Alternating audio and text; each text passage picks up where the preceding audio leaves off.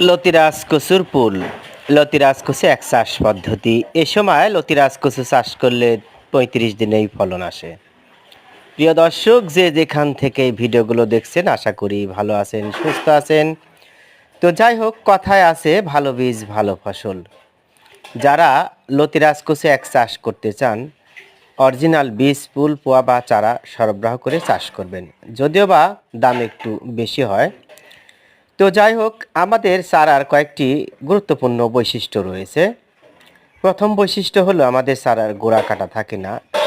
দ্বিতীয় বৈশিষ্ট্য হলো আমাদের চারাগুলো একই সাইজের। তৃতীয় বৈশিষ্ট্য হলো চারাগুলো সুস্থ সবল সবুজ বর্ণের। এবং চতুর্থ বৈশিষ্ট্য হলো চারাগুলো অরিজিনাল লতিরাজ কচুর থেকে সংগ্রহ করা হয়েছে।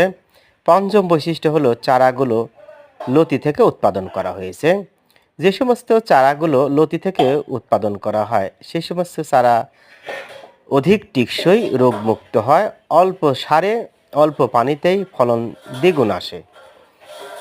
তাই যারা লতি